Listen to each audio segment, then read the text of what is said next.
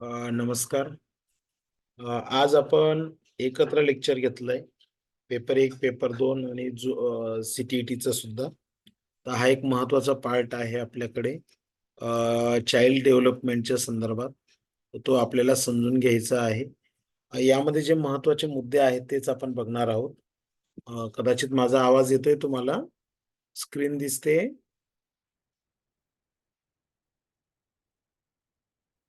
तर ही एक छान PDF आहे. याचा अभ्यास केल्यानंतर याच्यामधूनच आपल्याला TET पेपर 1, पेपर 2 आणि CTET मध्ये जे ऍप्लिकेशन बेसवर 15 प्रश्न येतात, मग ते ऍप्लिकेशन बेसवरचे जे प्रश्न असतात त्या प्रश्नांची उत्तरं देणं सोपी जाणार आहे. अतिशय महत्वाची PDF आहे ही. माझा आवाज येतोय? स्क्रीन दिसते तुम्हाला?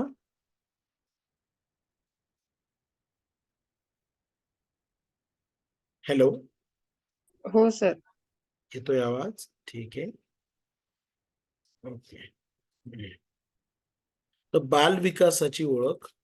आता साधारणपणे आपण जर विचार केला तर बाल विकास हा शब्द मनात आला तरी कोणती गोष्ट सर्वप्रथम तुम्हाला जाणवते असं त्यांनी म्हटलंय. मी थोडं झूम करतोय. तर साधारणपणे आपल्याला काय बघायचं की बालक म्हणजे काय, तर गर्भधारणा ते मृत्यू या कालावधीमध्ये जी वैकासिक बदलांचा शास्त्रीय अभ्यास जो केला जातो त्याला आपण मानव विकास असं म्हणतो. तर साधारणपणे इथे एक महत्वाचं वाक्य आहे की लॉरा बर्ग 2007 यांच्या मते बाल विकास हे क्षेत्र मानवाची दृढता गर्भधारणेपासून किशोरावस्थेपर्यंत होत जाणाऱ्या बदलांच्या अभ्यासासंबंधीचे क्षेत्र आहे. बाल विकास हा वैकासिक मानसशास्त्राचा भाग आहे किंवा असंही म्हणता येईल की आयुष्यभर होत जाणाऱ्या बदलांचा अभ्यास करणारे शास्त्र म्हणजे मानव विकास होय.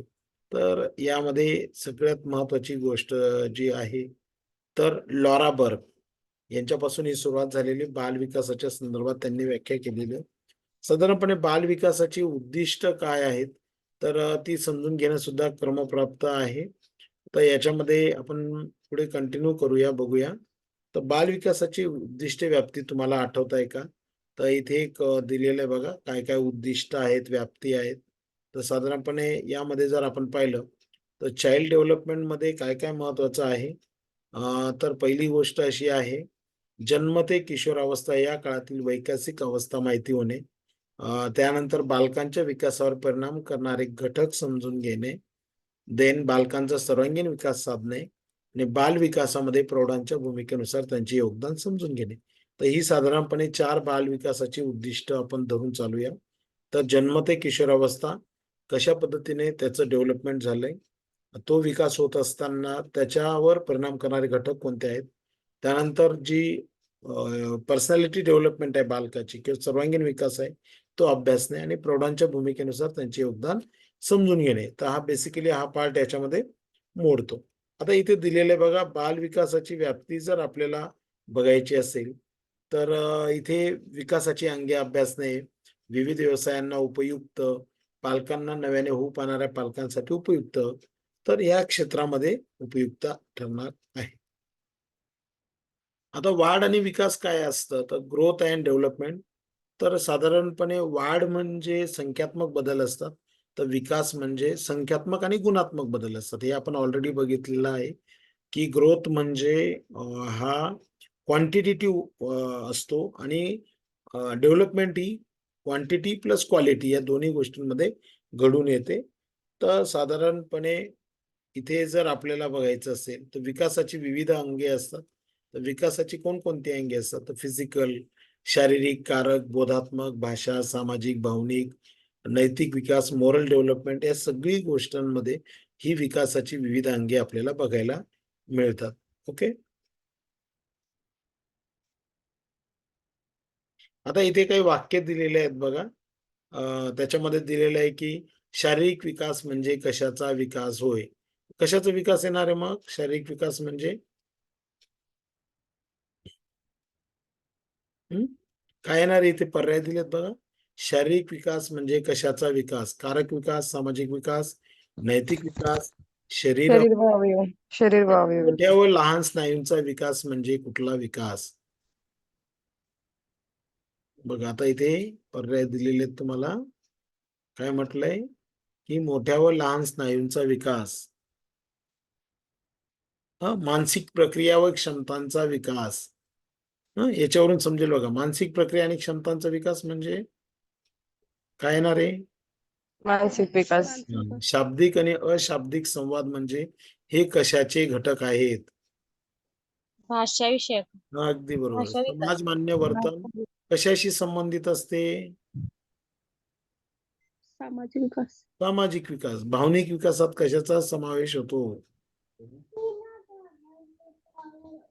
नैतिक विकास. आणि नकारात्मक भावना.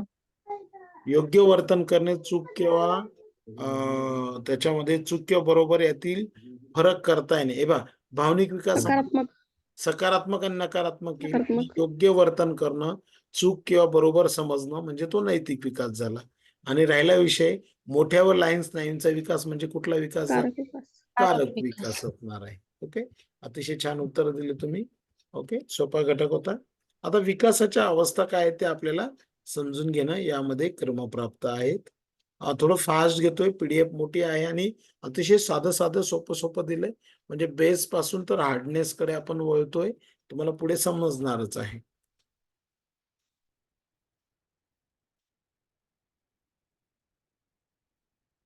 आता विकासाच्या अवस्था, मानवी जीवनचक्र 8 अवस्थांमध्ये विभागलेले, हे लक्षात ठेवा. ही विभागणी शारीरिक वयाच्या आधारे केलेली आहे. आता याच्यामध्ये दिलेल्या अवस्था व चित्रे यांच्या जोड्या लावा असं त्यांनी म्हटलेलं आहे. बघूया, आपण जोड्या लावण्याचा प्रयत्न करूया. ओके, सांगा आता पहिली अवस्था कोणती येणार आहे? हे बघा, इथं पर्याय दिलेले आहेत, तुम्ही सांगा काय ही कोणती अवस्था येईल? मग ही अवस्था कोणती असणार आहे? ही जी चित्रामध्ये भगिनी दिसते ती गरोदर आहे, प्रसूतीपूर्व विकास. अगदी बरोबर. दुसऱ्या याच्यात काय झालं? दुसऱ्या याच्यात काय झालं? अवस्था, शैशवावस्था. अगदी बरोबर, अर्भका अवस्था आणि शैशवावस्था. आता पोरग चालायला लागलं, कुठली अवस्था आहे? काय येणार तिथे? पूर्वावस्था व पूर्व बाल्यावस्था. आता पोरगा खेळायला लागला म्हणजे काय झाला तो? उत्तर बाल्यावस्था. उत्तर बाल्यावस्था. अगदी बरोबर. त्यानंतर पोरगा शाळेत जायला लागला, मग काय येणार इथे? आता उत्तर बाल्यावस्था झालं असतं. किशोरावस्था. किशोरावस्था. अगदी बरोबर. किशोरावस्था त्याची आता सुरू झालेली. आता चित्रामध्ये छोटा दिसतोय. आता इथे काय झालंय मग? हे बघा, आता तो काय झाला? तारुण्यावस्था. कुमारावस्था. तारुण्यावस्था. अगदी बरोबर, तारुण्यावस्था येणार आहे तिथे. अगदी बरोबर. तारुण्यावस्था झाल्यानंतर इथे काय होतंय? आता तो नोकरीसाठी गेलेला आहे. बघा बरं का, आता ती आणि तो दोघं दिलेत. तीच नाहीये, दोघं आहेत. तर काय येणार आहे तिथे? तारुण्यावस्था होतं का आपलं? तारुण्यावस्था म्हणजेच किशोरावस्था झाली. तारुण्यावस्था. आता काय झालं? किशोरावस्था त्याची सुरू झाली. बरोबर आहे की नाही? किशोर झाला तो आता. नोकरीला लागला ना. नंतर काय होणार पुढे? उत्तर प्रौढावस्था, सॉरी, पूर्व प्रौढावस्था दिले ना पर्यायामध्ये? नाही, मध्य प्रौढावस्था. आणि शेवटचं काय असणार आहे आजीबाबा झाल्यानंतर? उत्तर प्रौढावस्था. अगदी बरोबर, उत्तर प्रौढावस्था. अतिशय छान चित्र दिलेत बघा, हे समजायला सोपं जातं आपल्याला. ओके, आता विद्यार्थ्यांना तुम्हाला आता ते दिलेलं त्या पुस्तकामध्ये, तर जीवनचक्राच्या अवस्था आपल्याला समजल्या. आता बालकांच्या गरजा काय काय आहेत ते आपल्याला एकदा समजून घ्यायच्या आहेत. तर साधारणपणे बालकांच्या गरजा जर समजून घ्यायच्या असतील तर जास्त डिटेलमध्ये न जाता इथे दिलेलं आहे मॅस्लोची गरजांची श्रेणी दिलेली.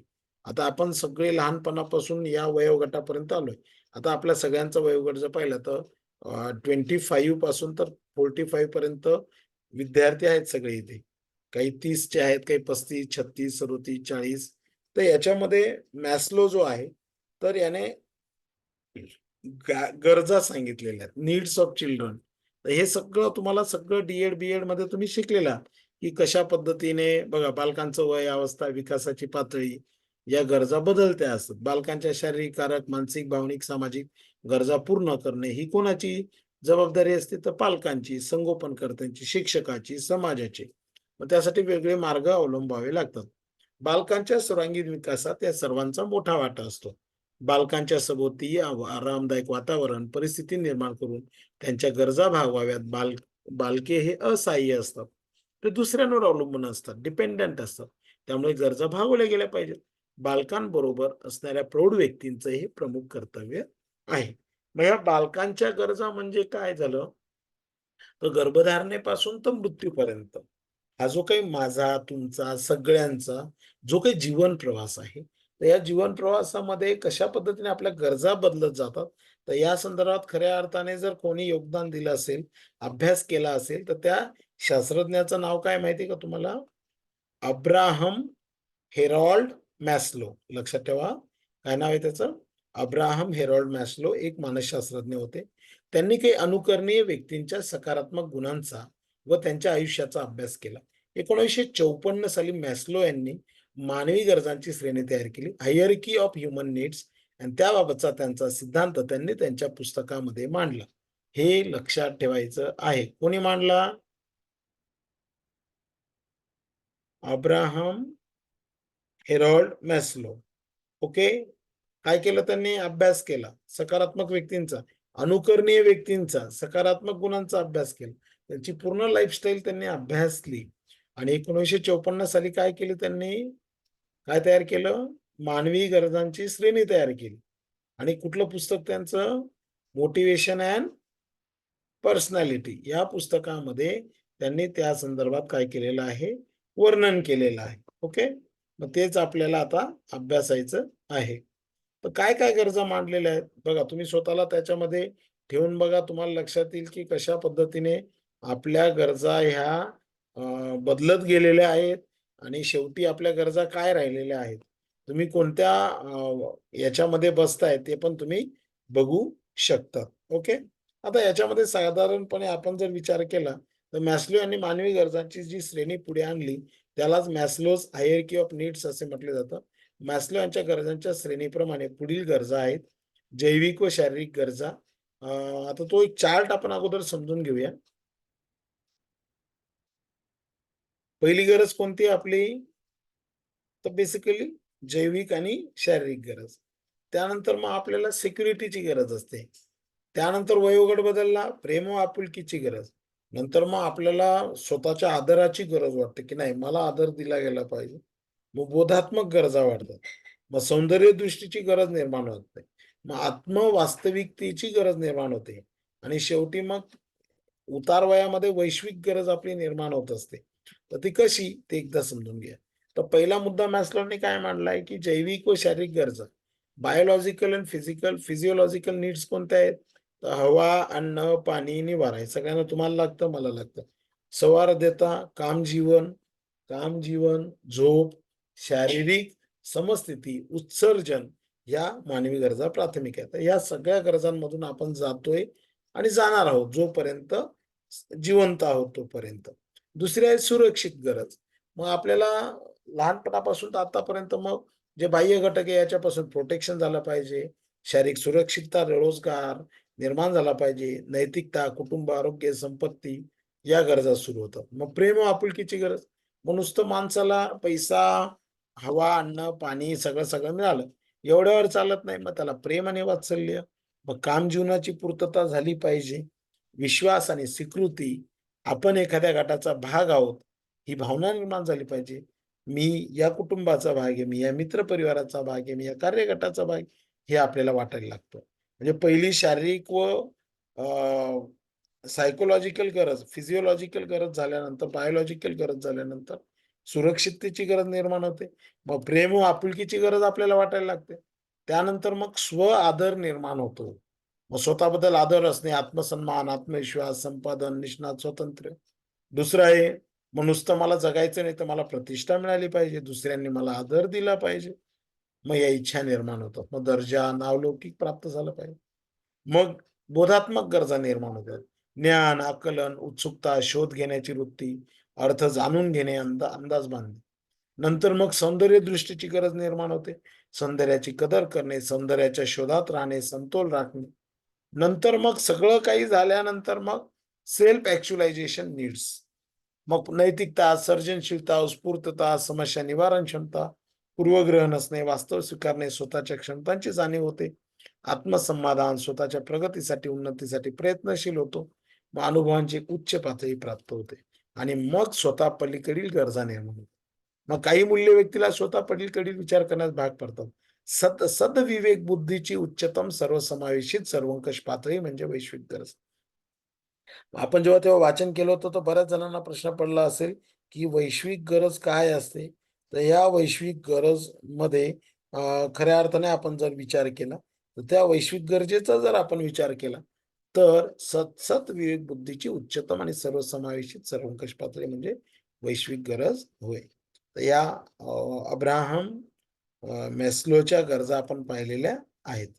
ओके. मॅस्लो यांनी दिलेली गरजांची श्रेणी लक्षात घेता बालकांच्या गरजांचे समाधान करण्यात समाज अत्यंत महत्वपूर्ण भूमिका निभावतो. मग काय भूमिका निभावतो? Role of society in satisfying the child's needs.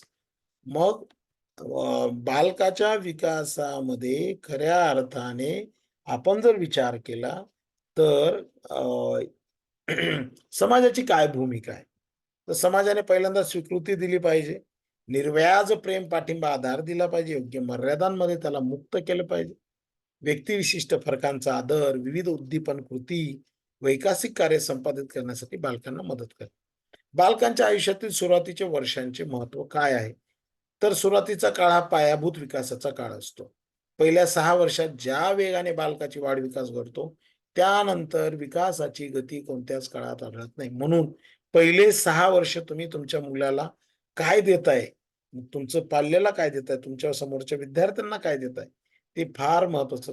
सुरुवातीच्याच काळात व्यक्तीचे व्यक्तिमत्व ठरते, त्याचं वर्तन, त्याचा दृष्टिकोन विकसित होतो. त्यासाठी हा काळ अतिशय महत्वाचा आहे. त्यानुसार बालकांना संधी उपलब्ध करून दिल्या पाहिजे. जेवढ्या संधी तुम्ही उपलब्ध करून द्याल तेवढ्या त्याच्या अनुवंशिक अंगभूत क्षमता आणि कौशल्य विकसित होतात. उदाहरणार्थ आपल्याला आपला चाइल्ड ओळखता आला पाहिजे.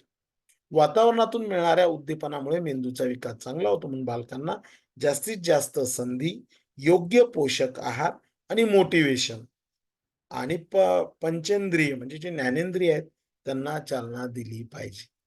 आता पिरियड ऑफ फाउंडेशन कोणता असतो? पाया भरणीचा काळ. तर बालकांच्या आयुष्यातील सुरुवातीच्या काळातच वर्तन, दृष्टिकोन यांचा पाया रचला जातो.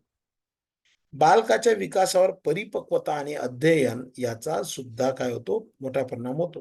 त्यामुळे मॅच्युरिटी, लर्निंग या गोष्टी महत्वाच्या. मेंदूचा विकास होतो. मेंदूची रचना, क्षमता कृती करण्याच्या दृष्टीने पूर्णपणे समन्वयित असतात. आता याच्यामध्ये मोटिवेशन फार गरजेचं आहे. प्रत्येक नवा अनुभव बालकाच्या विकासाचा पाया पक्का करतो. म्हणून एखादी मुलगी, मुलगा आईला जेव्हा एखादा प्रश्न विचारतो तर आपण दाबून मारतो त्यांना. तर खरं तसं नाहीये. कारण तो अनुभव त्या मुलासाठी नवा आहे. जरी तुमच्यासाठी तो अनुभव जुना झालेला असला, पण त्या मुलासाठी, त्या मुलीसाठी तो अनुभव नवीन असतो. म्हणून पालकांनी नेहमी सकारात्मक असलं पाहिजे. नकारात्मक तुम्ही सांगत गेलात तर बालकाच्या विकासावर नकारात्मक परिणाम होतो. तुम्ही पॉझिटिव्हली सांगत गेला, नाही बाळा हे असं आहे, तर तो सकारात्मक परिणाम होतो. हे नुसतं आपल्याला शिकायचं नाही, तर आपल्याला कौटुंबामध्ये घडत असताना या गोष्टींचा परिपाक शाळेमध्ये आपल्या विद्यार्थ्यांसमोर प्लस आपल्या परीक्षेमध्ये तर करायचंच आहे, पण घरामध्ये सुद्धा या गोष्टी करायच्या. नंतर इफेक्ट ऑफ इनिशियल एक्सपिरियन्स. तुम्ही सुरुवातीला काय अनुभव दिले, त्या अनुभवांचा परिणाम त्या बालकावर होत असतो. जर तुम्ही भरपूर सकारात्मक अनुभव दिले, यश मिळवण्याच्या दृष्टीने त्यांना अनुभव समृद्ध केलं, सकारात्मक अनुभव, समतोल आणि पुरेशा पोषक आहार जर मिळाला तर त्या विद्यार्थ्यांचा विकास निकोप होतो. नकारात्मक अनुभव, पोषक आहार नाही दिला, घाबरण्याचं वातावरण, मोटिवेशन नाही दिलं, त्यांच्यावर ओरडले, रागवले, या सगळ्यांचा बालकाच्या विकासावर नकारात्मक परिणाम. तुम्ही तुमच्या मुलाला म्हणा ना, बाळा तुझं काय चाललं, कसा आहेस तू? तर त्या बाळाला खूप आनंद होतो की माझे आई वडील मला प्रेमाने बोलवतात. म्हणजे त्यातून काय होतं, त्याला एक सुरक्षिततेची भावना निर्माण होते आणि असाच बालक पुढे जाऊन मग कुठलीही गोष्ट करत असताना आपल्या आई वडिलांना विचारल्याशिवाय आयुष्यात कुठलाही मोठा निर्णय घेत नाही. जी पालकांची अपेक्षा असते मोठेपणी की माझ्या मुलांनी, पाल्यांनी मला विचारलं पाहिजे. तर ते केव्हा विचारतील? जर लहानपणी त्यांना तुम्ही चांगल्या पद्धतीने मोटिव्हेशन दिलं, चांगलं त्यांच्याशी संवाद साधला, तर ती प्रत्येक गोष्ट तुमच्याशी ते शेअर करत असतात. त्यानंतर तिसरा मुद्दा आहे impact of early child development on adult life. मग प्रौढावस्थेत जात असताना याचा परिणाम काय होतो? लहानपणी मिळालेल्या वातावरणाचा. तर बालविकासाच्या क्षेत्रात काम करणाऱ्या सर्व शास्त्रज्ञांनी विश्वास दर्शवला आहे, की जर सुरुवातीच्या काळात बालकाची वाढ योग्य, सुयोग्य झाली, तर त्यांच्या जीवनावर सकारात्मक प्रभाव. तुम्ही तुमचे नातेवाईक किंवा इतर मुलं बघा, तुमच्या डोळ्यासमोर वाढलेली असतील. त्यांच्या आई-वडिलांनी त्यांच्याकडे किती लक्ष दिलं, त्यांना किती दाबून ठेवलं किंवा त्यांना किती दुर्लक्षित केलं. तर ही मुलं मोठी होताना पहा, मी स्वतः काही मुलं पाहिलेली आहेत, की त्यांच्यावर नकारात्मक परिणाम झालेला आहे. ते आता 7वी-8वी ला गेलेले असतील, 10वी ला गेले असतील, 5वी-6वी ला गेले असतील. लहानपणी तुम्ही त्यांना काय दिलेलं आहे? किती लक्ष दिलेलं आहे? तर बाल्यावस्थेमध्ये दिलेले अनुभव, वातावरण, नातेसंबंध, बालक कसं इंटरॅक्ट करतो, तर तसा तो प्रौढपणी काय करतो, बालकाचं वर्तन असं करत असतं. आपण म्हणतो की एखादी नववधू कशी वागते किंवा एखादा नवीन व्यक्ती कसा वागतो कुटुंबामध्ये आलेला, तर हे सगळंच्या सगळं त्याला लहानपणी कसं वातावरण मिळालं, त्याच्यावर अवलंबून असतं. बाल्यावस्थेमध्ये यश किंवा अपयश नंतरच्या आयुष्याच्या यश अपयशाशी निगडीत राहते. लवकरच्या वयातील नकारात्मक अनुभव, कुपोषण याचा घातक परिणाम होतो आणि मग भावनिक वर्तन समस्या निर्माण होऊ शकतात. इथे मला तुम्हाला एक उदाहरण सांगावसं वाटतं. गुरुत्वाकर्षण बलाचा शोध कोणी लावला? हॅलो? ग्रॅव्हिटेशनल न्यूटन फोर्स हां, कोणी लावला? न्यूटन. न्यूटन न्यूटनने. आता न्यूटनची गोष्ट तुम्हाला मी सांगतो. तर साधारणपणे आपण जर विचार केला, तर हा जो न्यूटन होता, तर न्यूटनचं काय झालं, की अ, तो जन्माला आल्यानंतर तो जेव्हा 6 महिन्याचा होता, तर 6 महिन्याचा असताना त्याचे वडील वारले आणि वडील वारल्यानंतर आईने इंग्लंडमधला असल्यामुळे आईने दुसरं लग्न केलं आणि त्याला आजीकडे ठेवलं.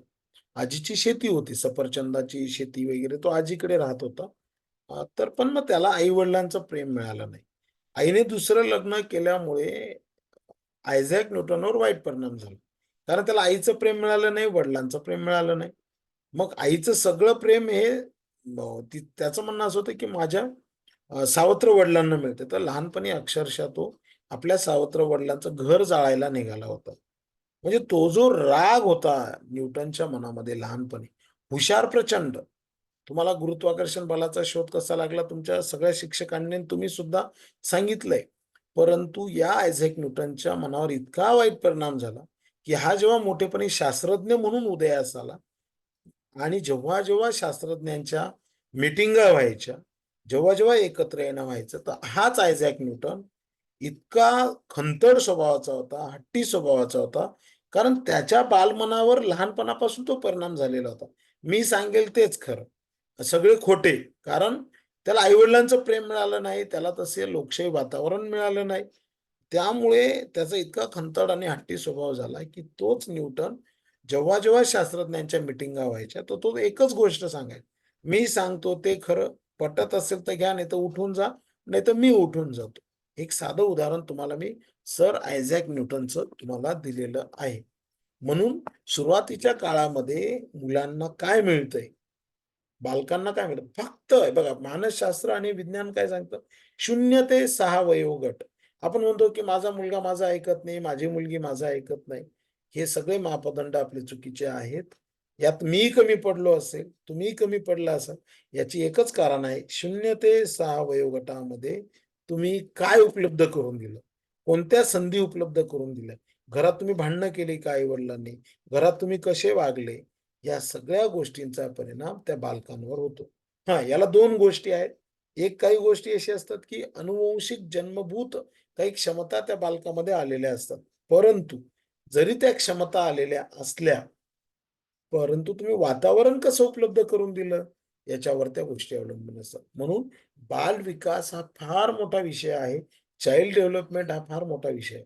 म्हणून या संदर्भात तुम्ही लक्षात ठेवणं गरजेचं आहे.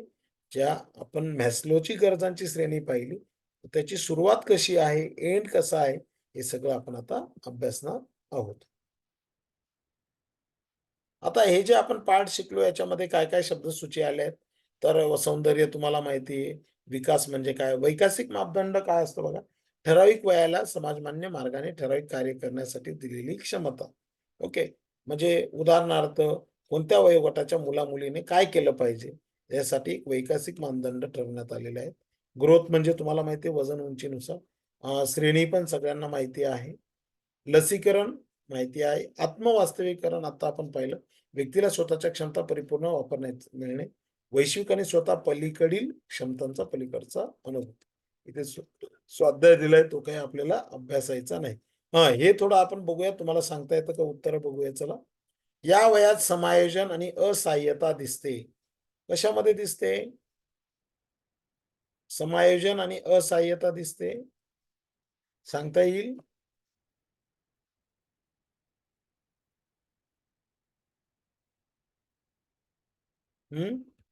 बरं, त्यातलं सोपं घेऊया. या वयात विकास जलद गतीने होतो. कोणत्या वयात विकास जलद गतीने होतो? पूर्व बाल्यावस्था. पूर्व बाल्यावस्था. अगदी बरोबर. बालके स्वावलंबनाकडे जाऊ लागतात. चालणे, बोलणे कौशल्य आत्मसात करतात. तर उत्तर बाल्यावस्थेमध्ये ते उत्तर बाल्यावस्था. अगदी बरोबर. त्यानंतर बालक शाळेत जातात व शालेय कौशल्य आत्मसात करतात. मग कशामध्ये होतं हे? आता बघा इथे आपलं चुकलेलं आहे. पहिली गोष्ट अशी आहे की बालकं शाळेत जातात म्हणजे कधी शाळेत जातात ते? तर बेसिकली आपण जर विचार केला तर उत्तर बाल्यावस्थेमध्ये जातात. या वयात विकास जलद गतीने होतो, तर ती शैशवावस्था असते. डोकं कायम गरम असतं बघा हे लहान मुलांचं आणि हार्टबीट्स पण असतात. तर ते शैशवावस्था. नंतर कोणत्या वयामध्ये बालके आत्मकेंद्रित असतात. हा एक आहे आणि समायोजन आणि असहाय्यता आपल्याला दिसून येते. बघा इथे कुठले मुद्दे दिले. या वयात समायोजन. हे बघा वृद्धावस्थेमध्ये काय करतो आपण? ऍडजस्टमेंट दिसते बघा. मुलगा आणि सून वागवेल की नाही माहित नाही. ऍडजस्ट करायचं, स्वतःला ऍडजस्ट करायचं. आणि मग कसे दिसतात ते? हे जे वृद्ध लोक आहेत ते कसे वाटतात आपल्याला? इथे दिलंय बघा. असहाय्य. दुसऱ्या बस दुसऱ्यांवर अवलंबून राहतात. बरं ती अवस्था आपल्याला येणार आहे दुसऱ्याचं का? उत्तर उत्तर बाल्यावस्था आहे ना सर. कुठं? या वयात बालके आत्मकेंद्रीय असतात. नाही नाही उत्तर नाही मला बाल्यावस्था आहे ना. हे सांगतोय आता. समायोजन आणि असहाय्यता कुठे दिसून येते आपल्याला? वृद्धावस्था. वृद्धावस्थेमध्ये दिसून येते. बरं चला पहिलं उत्तर आपलं झालेलं आहे. चला दुसरं उत्तर. उत्तर बाल्यावस्था. एक मिनिट आता हे काय झालं? वृद्धावस्था. या वयात बालके आत्मकेंद्रीय असतात. कधी असतात आत्मकेंद्रित? उत्तर बाल्यावस्था.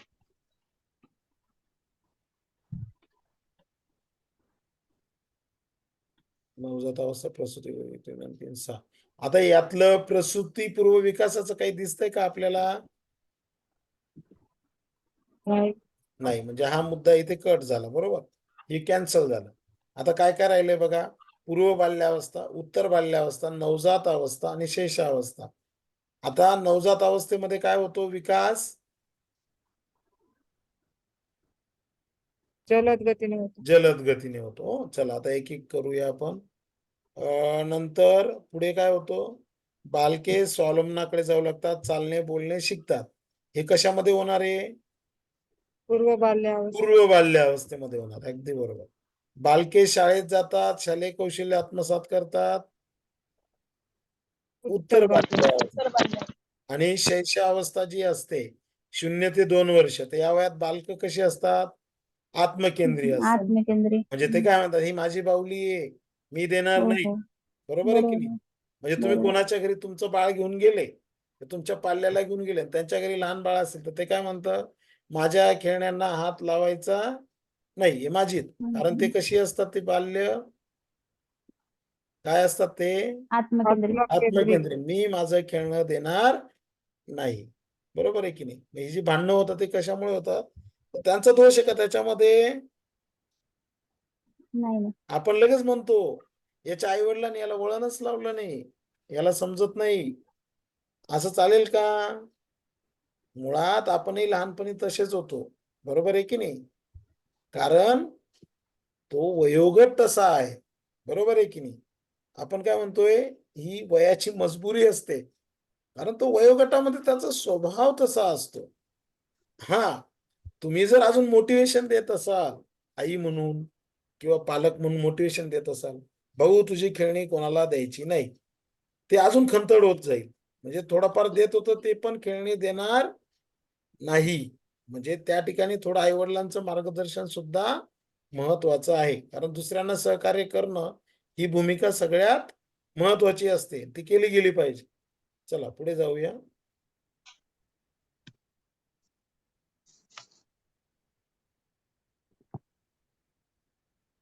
आता विकासाची तत्व आपल्याला बघायची आहेत. ओके.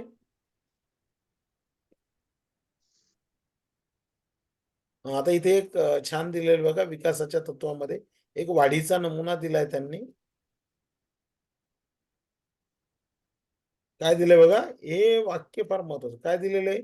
जन्माच्या वेळी डोके हा शरीराचा सर्वात गतीने वाढणारा अवयव आहे. ओके, जन्माच्या वेळी. त्यानंतर पूर्व बाल्यावस्थेमध्ये धडाची लांबी वाढते, म्हणजे छाती आणि पोटाकडचा भाग वाढतो. आणि बालकाची उंची नेहमी कंबरे करून वाढते. हे 3 मुद्दे लक्षात ठेवा. बालकाचा विकास कसा होतो? आता या विकास प्रक्रियेमध्ये विकासाची तत्व कोणती आहेत? तर विकास होताना बदल होतात. विकास होताना काय होतं?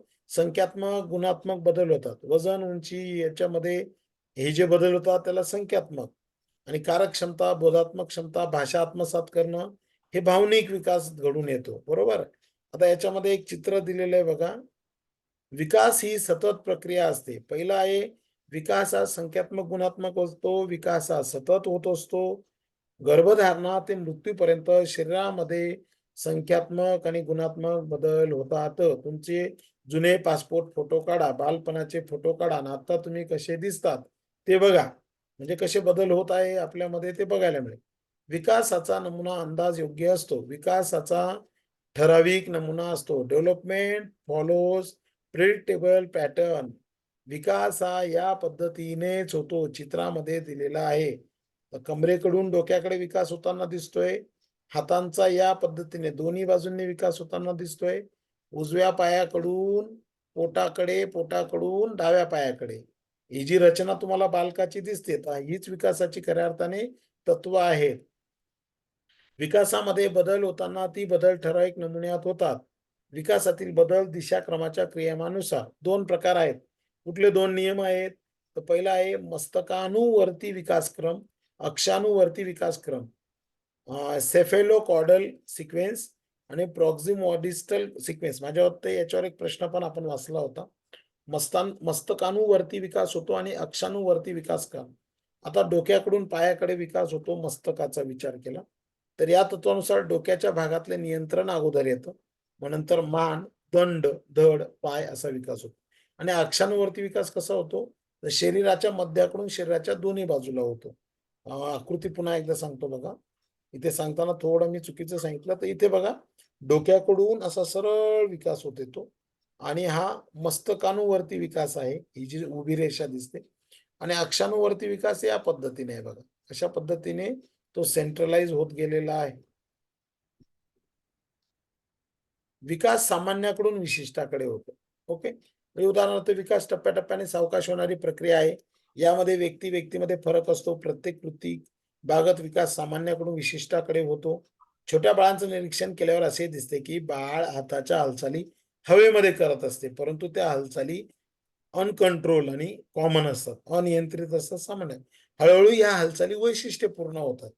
मग कसं करतो बाळ? एखादी वस्तू पकडतो, मग उचलतो, पायाच्या हालचाली अशाच असतात. भावनिक विकासात मग बालक काय करतो? अपरिचित आवाजाला पहिले भीती दाखवतो, नंतर परिचित व्हायला लागल्यावर मग तो आईला ओळखायला लागतो, वडिलांना ओळखायला लागतो, नातेवाईकांना ओळखायला लागतो. मग त्याला एखाद्या विशिष्ट भीतीची एखादी भीती घातली तर ती सुद्धा भीती त्याच्या मनात निर्माण होते. तर हा एक चौथा भाग झाला. 5वा भाग काय होतो? विकासाची गती भिन्न असते. गर्भधारणा ते मृत्यूपर्यंतचा विकास ही सातत्यपूर्ण प्रक्रिया आहे. पण प्रत्येक वेळेस विकासाची गती तीच असते असे नाही.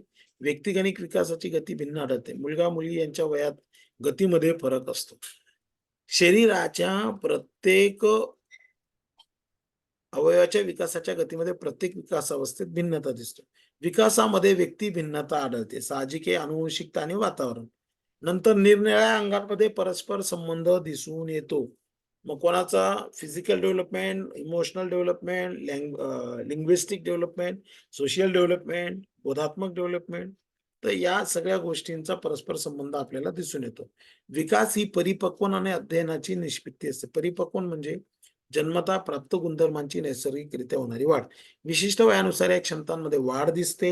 अध्ययन म्हणजे कौशल्य व ज्ञान, अनुभव आणि सराव यामुळे वर्तनात येणारा कायमस्वरूपी बदल होय. छान व्याख्या आहे बघा अध्ययनाची. कौशल्य आणि ज्ञान, अनुभव व सराव यामुळे वर्तनात घडून येणारा कायमस्वरूपी बदल. सराव, अनुकरण, निरीक्षण, प्रशिक्षण यामुळे अध्ययन घडून येते.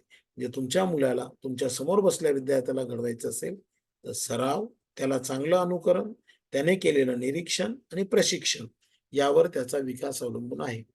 मॅच्युरिटी आणि लर्निंग याचा काय संबंध आहे तो समजून घेऊया.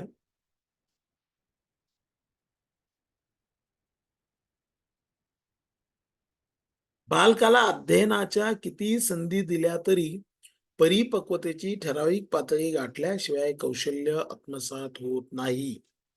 बरोबर आहे की नाही? तर एक मॅच्युरिटीची लेव्हल असते, त्याशिवाय ते स्किल प्राप्त करू शकत नाही. परिपक्वन ही नैसर्गिक प्रक्रिया आहे, ज्याच्या मदतीने अध्ययनाद्वारे ज्ञान व कौशल्य प्राप्त करता येते. शारीरिक परिपक्वता आल्यानंतर बालकाला चालता येते. परिपक्वनाची निष्पत्ती म्हणजे जाती विशिष्ट कार्य, फायलोजेनेटिक फंक्शन्स, रांगणे, चालणे ही कार्य करता येतात. ही कार्य परिपक्वतेनुसार घडून येतात. वयानुसार त्यांना ते प्राप्त होते. प्रशिक्षणाची गरज नसते. व्यक्तिविशिष्ट कार्य ऑन्टोजेनेटिक ही अध्ययन व सरावाची निष्पत्ती असते. उदाहरणार्थ पोहणे, सायकल चालवणे या कार्यांवर प्रशिक्षण, सराव आणि संधी. आता उदाहरणार्थ 7 वर्ष, 8 वर्ष वयोगटाचे मुलं-मुली आहेत. काही मुलं-मुली सायकल चालवतात, काही जण पोहतात, काहींना सायकल अवेलेबल होते, पोहणं अवेलेबल होते. परंतु तो सराव त्यांचा होत नाही, त्यांना प्रशिक्षण मिळत नाही, ती संधी त्यांना उपलब्ध होत नाही. म्हणून आपण म्हणतोय की बघ रे, शेजारची मुलगी सायकल चालवते, तुला येतच नाही. तिला पोहता येतं, तुला पोहता येत नाही. तर हा जो प्रकार आहे तो ऑन्टोजेनेटिक फंक्शन्स आहे. म्हणजे व्यक्तिविशिष्ट कार्य आहे. आणि परिपक्वता जी आहे, चालणं, बोलणं हे जे आहे ते नॅचरली होतं. परंतु पोहणं, सायकल चालवणं हे प्रशिक्षणावर, सरावावर आणि संधीवर अवलंबून आहे. आता संवेदनशील काळ कोणता असतो? जेव्हा बालक शारीरिक व मानसिक तयारी दर्शवतो. तो जर क्षण आपल्याला पकडता आला, तर तो आदर्श क्षण असतो. आता मुलाची मानसिकता नाहीये आणि तुम्ही त्याला सांगता, "ए चित्र काढ रे. ए तू हे करून दाखव रे, ते करून दाखव रे." तो अजिबात करणार नाही. त्यासाठी बरोबर एक आदर्श क्षण असतो. त्याला बटरफ्लाय मोमेंट आपण म्हणूया. तो जर क्षण तुम्ही निवडला आणि ते तुम्हाला जे शिकवायचंय त्या बालकाला, ते कौशल्य शिकण्यासाठी जर वापरला, तर तो आदर्श क्षण राहतो. आणि हा क्षण ज्या पालकांनी पकडला, ज्या शिक्षकांनी पकडला, तर तो क्षण, त्या क्षणाला जे तुम्ही शिकवाल ना, ते पोरगं आयुष्यामध्ये कधीही ते विसरणार नाही. याचे 3 निकष आहेत. याचे निकष कसे आहेत? तर अध्ययनाची आवड, आवड निरंतर टिकून राहते आणि सुधारणा दर्शवणे. तर तो आदर्श क्षण आपण ओळखण्याचा शिक्षक म्हणून नक्कीच प्रयत्न करूया. आता वाढ आणि विकासावर परिणाम करणारे घटक हे डी-एडमध्ये ऑलरेडी झालेलं आहे, पण तरी सुद्धा आपण एक रिव्हिजन घेऊया. हेरिडिटी, अनुवंशिकता. बघा छान आकृती दिलेली आहे. कशा पद्धतीने अनुवंशिकता कार्य करत असते. तर हे क्रोमोझोम्स असतात, बरोबर? हे आपलं केंद्रक आहे. आता हे केंद्रक कसलं केंद्रक आहे? बोला. हे केंद्रक कसलं आहे?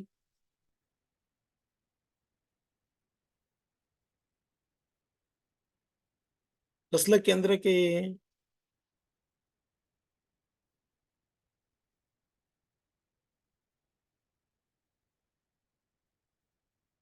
हां, आदिती नागपुरे मॅडम सांगा. हे केंद्रक कसलं आहे? कोण सांगतंय? वैशाली मॅडम?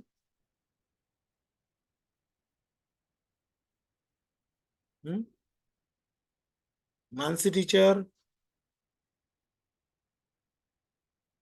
ही आकृती कसली? Ashwini Jadhav Patil, Ashwini Thigale, Devyani madam, Neelam madam, Sarita madam, कोणीच बोलत नाही. आवाज येतोय का माझा? एवढं सांगा. येतोय सर. हा, आवाज येतोय. सायली मॅडम सांगताय तुम्ही? जनुके. आता हे जे केंद्रक आहे, केंद्र कुठे असतं ते मला विचारायचं होतं. बरं, आपलं शरीर कशाचं बनलंय? पेशी. हा, बरोबर, सेल, पेशींचं बनलंय. किती पेशी आहेत आपल्या शरीरामध्ये?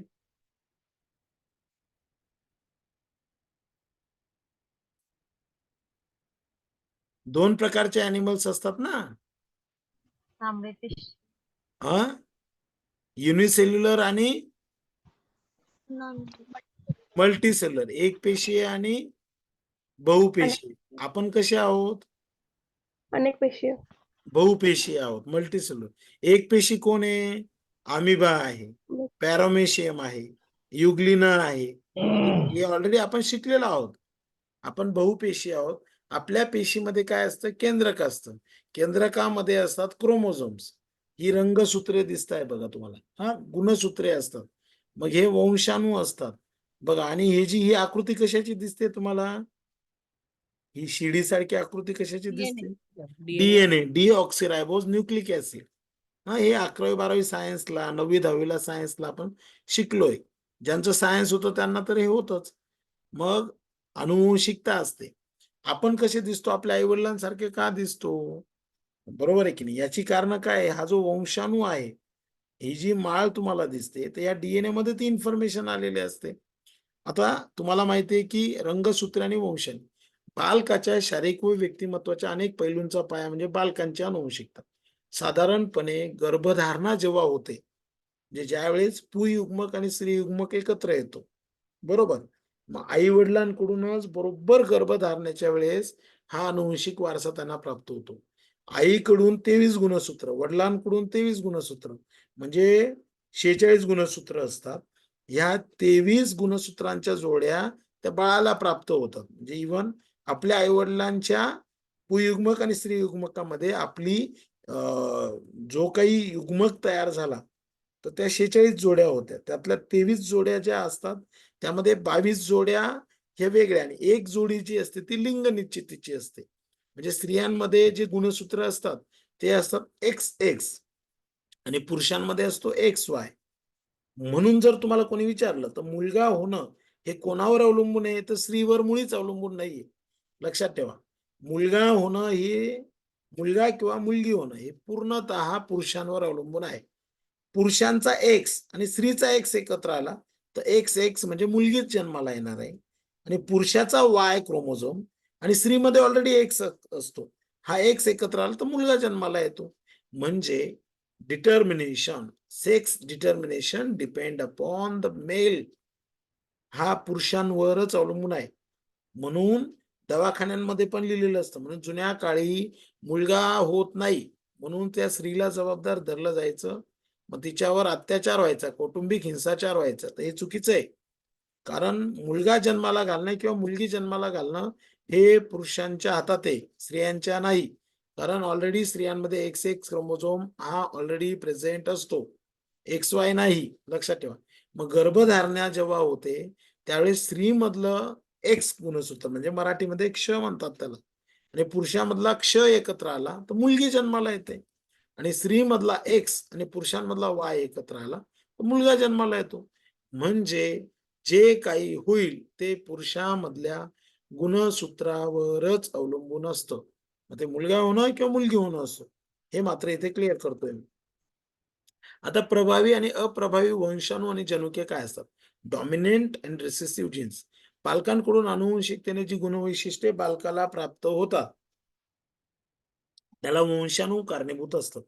प्रभावी जनुकांमुळे प्राप्त होणारी गुणवैशिष्ट्ये दिसून येतात, अप्रभावी जनुके सुप्त होतात.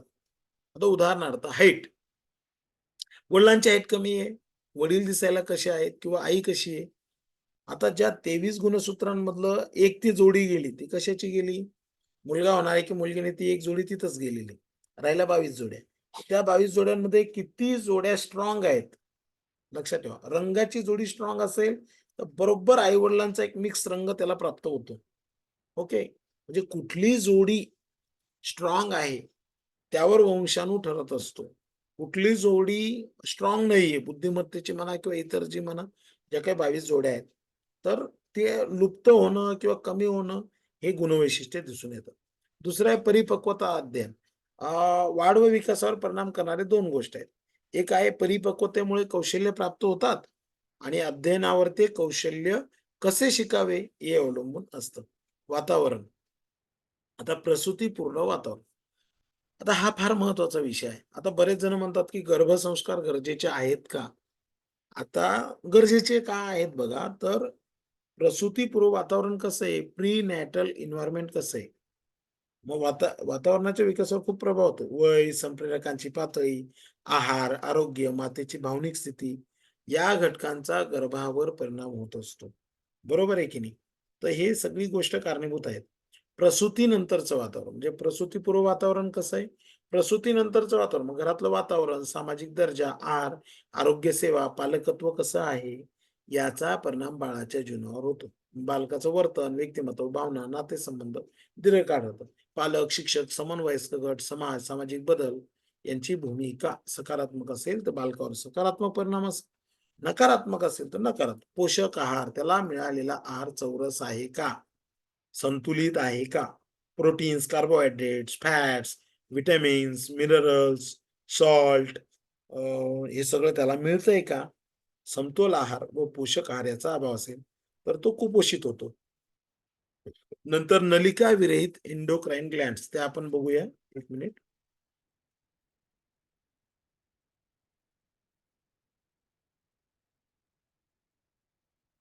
हे बघा इथे आहाराचं चित्र दिलंय त्यांनी केळीच्या पानावर.